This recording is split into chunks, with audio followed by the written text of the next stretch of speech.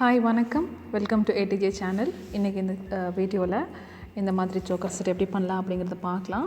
So அதுக்கு நான் first 6mm thickness உள்ள ஒரு ஸ்கேல் நான் எடுத்திருக்கேன். க்ளே நல்லா ரோல் பண்ணிக்கலாம். ஸோ சின்ன ஸ்கேலாக இருக்கிறதுனால நான் மேலே கீழே இப்படி தள்ளி தள்ளி வச்சு நான் ரோல் பண்ணி எடுத்துக்கிறேன்.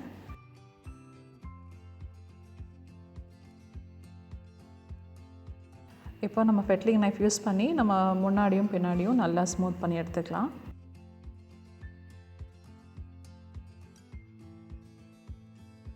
இப்போ இந்த மாதிரி ஒரு திக்கான ஒரு பேப்பர் எடுத்துக்கலாம்.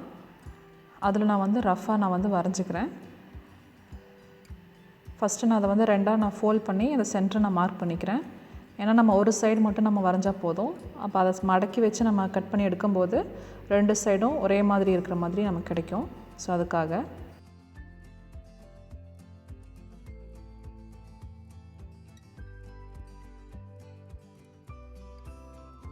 ஸோ ஃபஸ்ட்டு நான் ஃப்ளாட்டாக இருக்கிற மாதிரி நான் வரைஞ்சேன். இப்போ ஒரு கர்வ் கொண்டு வந்துக்கலாம் அப்படின்னு சொல்லி ஒரு கர்வ் ஷேப்பில் நான் வரைஞ்சிக்கிறேன்.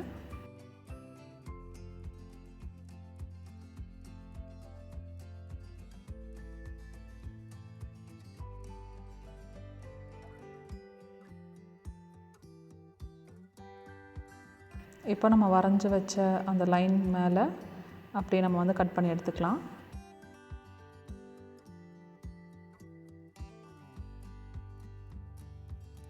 இப்போ அதை நான் நல்லா ஃபோல்ட் பண்ணிவிட்டு இப்போ இன்னொரு சைடும் வர மாதிரி நான் கட் பண்ணி நான் எடுத்துக்கிறேன்.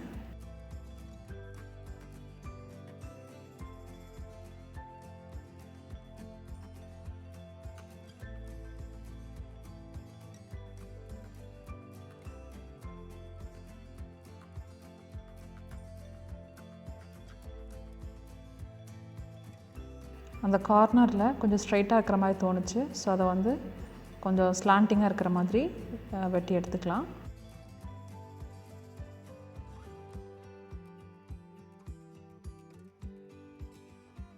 இப்போ மேலே கொஞ்சம் டீப்பாக வர மாதிரி கர்வ், டீப்பான ஒரு கர்வ் இருக்கிற மாதிரி கொஞ்சம் கட் பண்ணி நான் எடுத்துக்கிட்டேன்.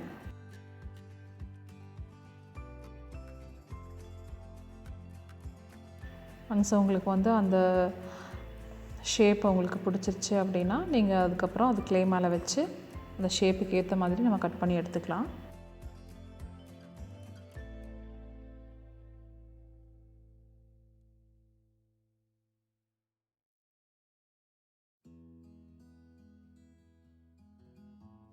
ஸோ எக்ஸாக்டாக நைஃப் நான் யூஸ் பண்ணுறேன். இப்போது அது கரெக்டாக ஸ்ட்ரைட்டாக அதாவது நெத்து குத்தில் இருக்கிற மாதிரி கரெக்டாக வச்சுட்டு தூக்கக்கூடாது கத்தியை. அந்த க்ளே ஒட்டினாப்பில் அந்த கத்தியோட நுனி பாகமும் அந்த பின்னாடி இருக்கிற பாகமும் ரெண்டுமே அந்த க்ளே மேலேயே இருக்கிற மாதிரி வச்சுட்டு நம்ம பிடிச்சி இழுத்தோம்னா கரெக்டாக ஸ்ட்ரைட்டாக கிடைக்கும்.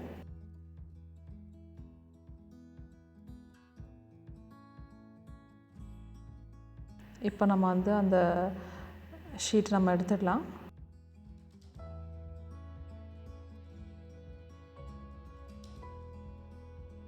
இப்போ நம்ம நல்லா ஸ்மூத் பண்ணிக்கலாம். இப்போ பார்த்திங்கன்னா எந்த ஒரு பிசுறுமே இல்லை நான் அதை கட் பண்ணி எடுத்ததில். ஸோ அதை நம்ம எப்படி நம்ம கத்தியை நம்ம பிடிக்கிறோமோ அதில் இருக்குது அந்த நீட் ஃபினிஷிங். ட்ரையலுங்கிறதுனால இதுக்கப்புறம் தான் நான் மிஸ்டேக் பண்ணிட்டேன். ஸோ இதுக்கப்புறமா நம்ம கரெக்டாக அந்த நெக்கோட ஷேப்புக்கு ஏற்ற மாதிரி நம்ம வச்சு அந்த ஷேப் கொண்டு வரணும். ஸோ அதை நான் பண்ணாமல் நான் டிசைன் பண்ண ஆரம்பிச்சிட்டேன். அதுக்கப்புறமா நான் பெண்ட் பண்ணேன். ஸோ அது பெண்ட் பண்ணது ப்ராப்பர் ஷேப்புக்கு வரல. ஸோ இதுதான் மிஸ்டேக்கு. நான் ஃபஸ்ட்டாக ட்ரை பண்ணது இந்த பீஸில் தான். அப்புறம் இதிலேருந்து தான் நான் லேர்ன் பண்ணிக்கிட்டேன். ஸோ அதை செகண்டாக நான் ட்ரை பண்ண வீடியோ தான் நான் ஆல்ரெடி உங்களுக்கு நான் போஸ்ட் பண்ணியிருந்தேன். அந்த ஜுவல்லரி ஸ்டாண்டோட அந்த ஜுவல்லரி வைக்கிற ஸ்டாண்ட் இருக்கு இல்லைங்களா, அதை யூஸ் பண்ணி அந்த நெக்கோட ஷேப்புக்கு ப்ராப்பராக கொண்டு நான் பண்ணியிருந்தேன். So learn from your mistakes. இப்போ ஃபெட்லிங் நைஃப் யூஸ் பண்ணி நம்ம பார்டர் லைன்ஸ் கொடுத்துக்கலாம்.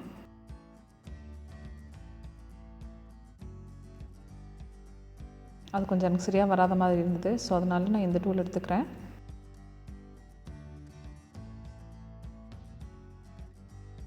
ஸோ எல்லா சைடும் ஒரே அளவில் இதே மாதிரி நம்ம வந்து பார்டர் லைன் கொடுத்துக்கலாம்.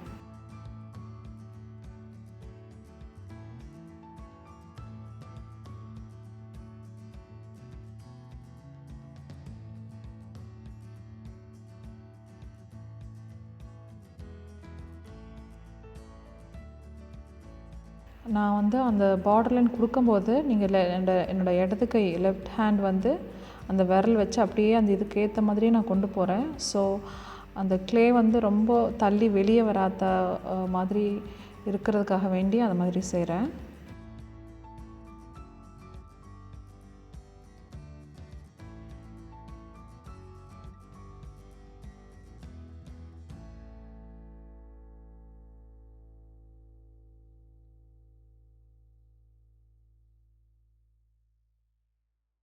இப்போ நான் மறுபடியும் மேலே நல்லா ஸ்மூத் பண்ணிக்கிறேன். இப்போ ஜும்கா மோல்லேருந்து 5th சைஸில் க்ளே வச்சு நான் எடுத்துக்கிறேன். சாரி 5th இல்லை 4th சைஸு.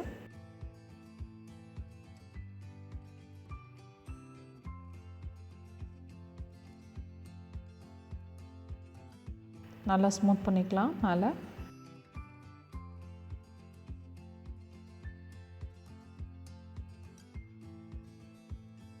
இப்போது இதை வந்து நம்ம சென்டரில் நம்ம வைக்க போகிறோம். ஸோ கரெக்டாக எந்த இடத்துல வேணும் அப்படிங்கிறத வச்சுட்டு அந்த இடத்த நம்ம வந்து சுற்றியும் நம்ம மார்க் பண்ணிக்கலாம்.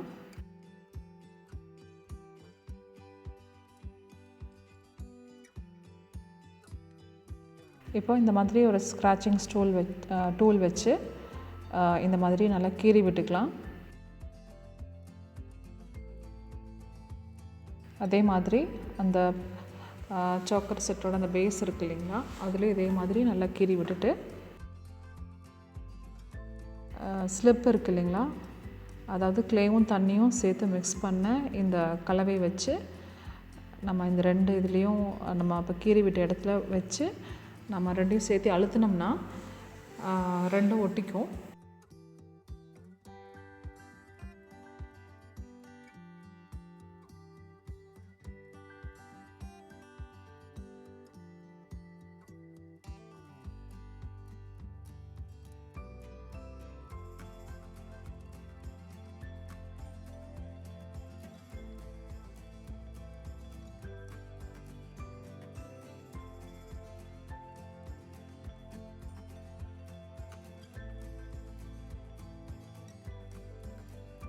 நல்லா அழுத்தினதுக்கப்புறமா இந்த மாதிரி ஒரு சிலிக்கான் டூல் இருக்குது என்கிட்ட.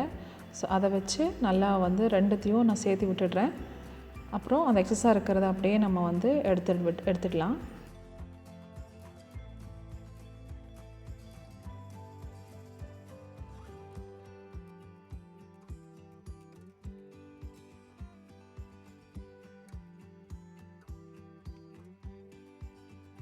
நல்லா நான் வந்து ஃபுல்லாக சுற்றியும் வச்சு அமுத்தி நல்லா செட் ஆக்கி விட்டுக்கிறேன்.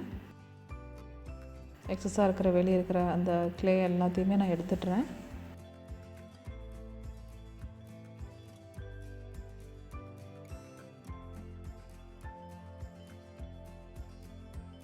இப்போது நான் வந்து ஒரு ப்ரஷ் எடுத்துக்கிறேன். அது நல்லா தண்ணியில் தொட்டு எக்ஸஸாக இருக்கிற தண்ணியெல்லாம் நான் ஃபுல்லாக என் கையிலே வச்சுட்டு ஜஸ்ட்டு அந்த ப்ரஷ் வந்து நல்லா வெட்டாக இருக்கிற ஸ்டேஜில் மட்டும் வச்சுட்டு இப்போ நான் வந்து ஃபுல்லாக அங்கே வந்து நான் ஸ்மூத் பண்ணுறேன். சப்போஸ் தண்ணி தேவைப்பட்டுச்சுன்னா லைட்டாக தொட்டுட்டு அதுக்கப்புறம் அந்த இடத்துல நல்லா அப்படியே ஸ்மூத் பண்ணிக்கலாம்.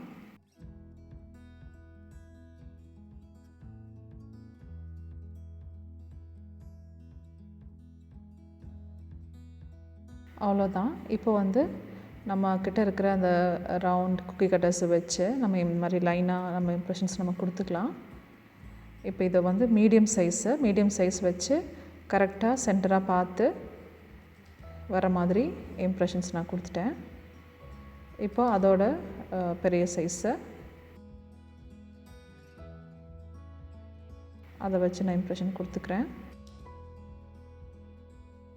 சப்போஸ் சரியாக வரல அப்படின்னா மறுபடியும் நம்ம வந்து அதை அழிச்சிட்டு மறுபடியும் வச்சு எடுத்துக்கலாம்.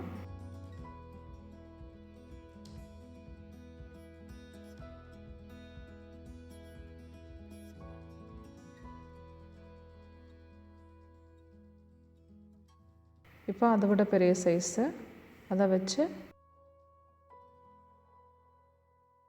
மறுபடியும் நான் ஒரு ரவுண்ட் இம்ப்ரெஷன் நான் கொடுத்துக்கிறேன்.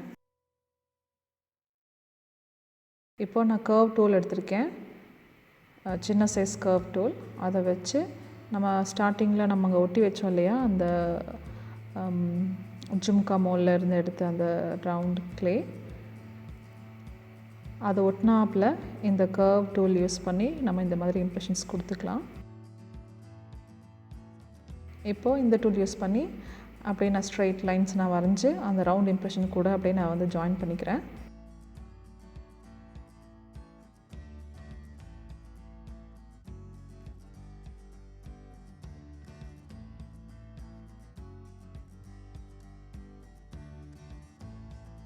இப்போ வந்து நீடில் டூல் யூஸ் பண்ணிக்கலாம். அதை யூஸ் பண்ணி இப்படி ஃபுல்லாக சின்ன சின்ன லைன்ஸாக அந்த மாதிரி இம்ப்ரெஷன்ஸ் கொடுத்து நம்ம ஃபுல்லாக முடிச்சுக்கலாம்.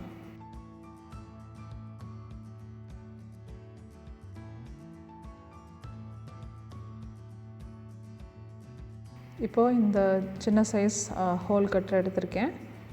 அதை வச்சு இந்த மாதிரி இம்ப்ரெஷன்ஸ் நம்ம கொடுத்தோம்னா நமக்கு அந்த பெட்டல் ஷேப் கிடைக்கும்.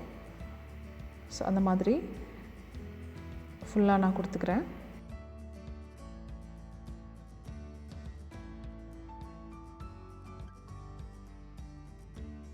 இப்போது இந்த மாதிரி நான் டூல் வச்சு அந்த கடைசியாக போட்ட அந்த சர்க்கிளை சுற்றி நம்ம கொடுத்துக்கலாம். எனக்கு இப்போ ரெஃபரன்ஸ் பாயிண்ட் என்ன அப்படின்னா, 2 பெட்டலுக்கு நடுவில் இந்த ட்ரையாங்கிள் வர மாதிரி வச்சு நான் கொடுத்துட்ருக்கேன்.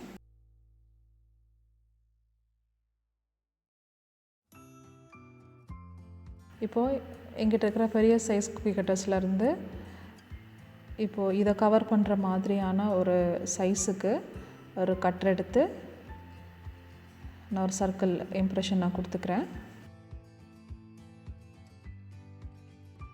இப்போ இதோட அடுத்த சைஸு, இந்த சர்க்கிளோட அடுத்த சைஸ் நான் எடுத்திருக்கேன். அதை வச்சு இந்த மாதிரி நம்ம இம்ப்ரெஷன்ஸ் கொடுத்துக்கலாம்.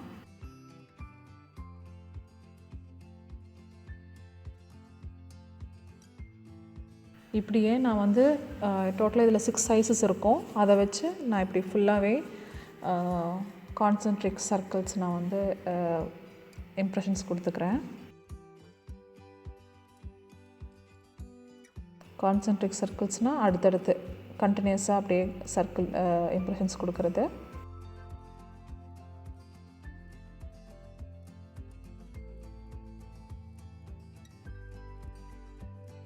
அந்த இம்ப்ரெஷன்ஸ் மார்க் பண்ணுறதுக்கு முன்னாடி கரெக்டாக அது சென்டரில் தான் இருக்கா, அந்த இப்போது இதுக்கு முன்னாடி வரைஞ்ச லைனும் இப்போ வரைய போகிற லைனும் எல்லா இடத்துலையுமே ஒரே ஈக்குவலாக இருக்கா அப்படிங்கிறத பார்த்ததுக்கப்புறம் தான் வந்து நான் இம்ப்ரெஷன்ஸ் நம்ம கொடுக்கவே ஸ்டார்ட் பண்ணணும்.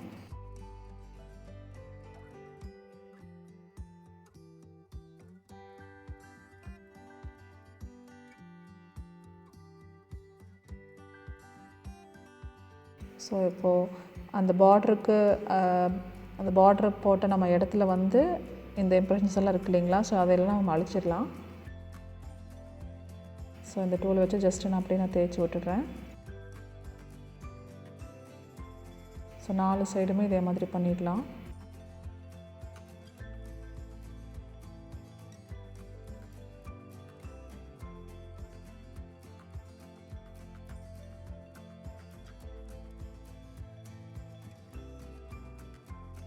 இப்போ நான் வந்து ஒரு கர்வ் டூல் எடுத்திருக்கேன்.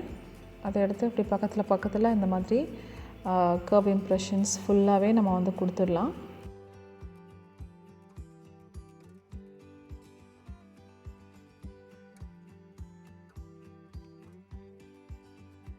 இதே மாதிரி அந்த ஆப்போசிட் சைட்லேயும் வர மாதிரி நம்ம பண்ணிக்கலாம். இப்போ பெயிண்ட் ப்ரஷ்ஷோட பேக் சைடு எடுத்திருக்கேன். அதில் வந்து பெயிண்ட் இருந்தது, ஸோ அதை நான் குத்தும் போது அதோட பெயிண்ட் அதில் பட்டிருக்கு, மற்றபடி அது வேறு ஒன்றும் இல்லை. இதே மாதிரி இன்னொரு சைட்லேயும் நம்ம பண்ணிக்கலாம். இது வந்து இப்போ பெட்டல் ஷேப்போட கட்டர் எடுத்திருக்கேன்.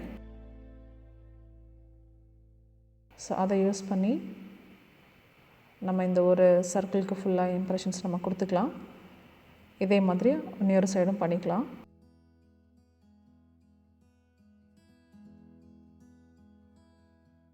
இப்போ இந்த இடத்துல ஒரு வி ஷேப்புக்கு நான் இந்த மாதிரி நான் வரைஞ்சிக்கிறேன்.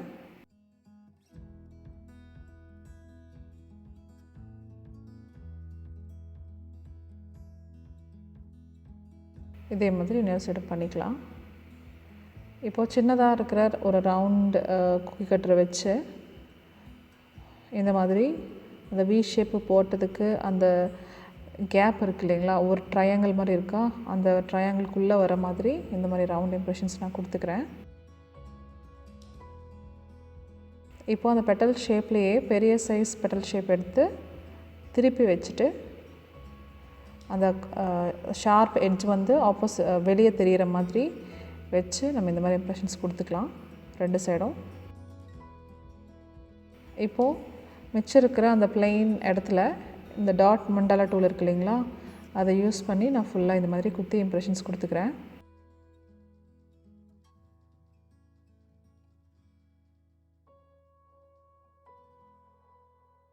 இப்போ ஃபுல்லாக நான் கொடுத்துட்டேன். இதே மாதிரி இன்னொரு சைடும் நம்ம கொடுத்துக்கலாம்.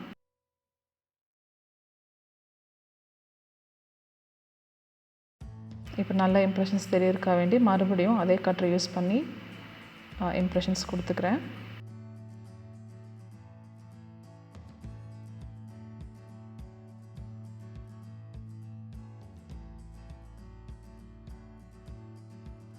இப்போது நான் இந்த கீழே இருக்கிற இடத்த வந்து அப்படியே கொஞ்சம் பெண்ட் பண்ணி விட போகிறேன். ஸோ அதுக்காக நான் ஃபஸ்ட்டு நான் என்ன பண்ண போகிறேன்னா, லைட்டாக அங்கே வந்து நான் தண்ணி தடவி அந்த இடத்துல கொஞ்சம் நல்லா ஈரமாக வச்சுக்கிறேன். ஸோ இந்த மாதிரி பிடிச்சு விட்டு அந்த இடத்த வந்து இப்படி வளைக்கிறேன். ஸோ நான் மறுபடியும் இன்னும் கொஞ்சம் தண்ணி நான் ஆட் பண்ணிக்கிறேன். நம்ம இன்னும் கூடவே நல்லா வளைச்சி விட்டுக்கலாம். ஸோ மேலேயும் கொஞ்சம் நல்லா பெண்டாக இருக்கிற மாதிரி வச்சுட்டு இப்போ அந்த எட்ஜஸ்லாம் வந்து ஸ்மூத் பண்ணிக்கலாம். ஸோ அந்த மாதிரி பெண்டாக இருக்கிறதுக்காக நான் சப்போர்ட்டுக்கு அந்த மாதிரி வச்சுட்டேன் கொஞ்சம் நேரம். இப்போது இதெல்லாம் வந்து செகண்ட் சைஸில் இருக்கிற ஜும்கா மோல்டில் இருக்கிற செகண்ட் சைஸில் இருந்து எடுத்த க்ளே மூலியமாக செஞ்ச பீட்ஸ் இது எல்லாமே nichrome wire 24 கேஜால் non stick beads நான் பண்ணி வச்சுருந்தேன். ஸோ அதை வச்சு இப்போ நம்ம ஃபுல்லாக மேலே ஃபுல்லாக நம்ம வந்து ஸ்டிக் பண்ணியாச்சு. இப்போ கீழே வந்து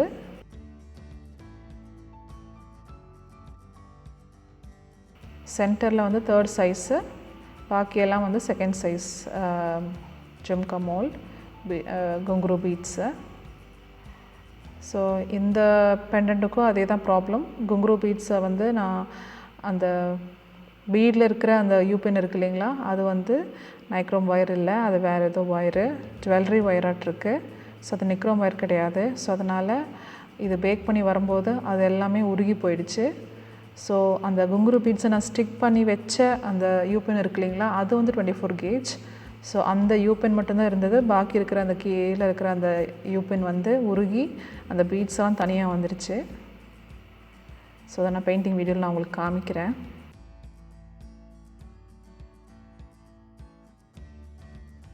இப்போது நல்ல பெரிய யூபின்னாக எடுத்து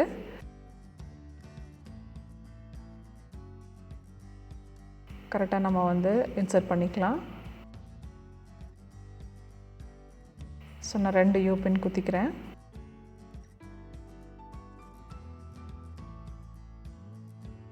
இதே மாதிரி 2 சைடும் பண்ணிக்கலாம். இது நம்ம காய வைக்கிறது வந்து அதுக்கான டைம் வந்து நிறையா கொடுக்கணும். ஸோ இந்த மாதிரி ஒரு கவருக்குள்ளே வச்சு அது காயிற டைமை வந்து நம்ம வந்து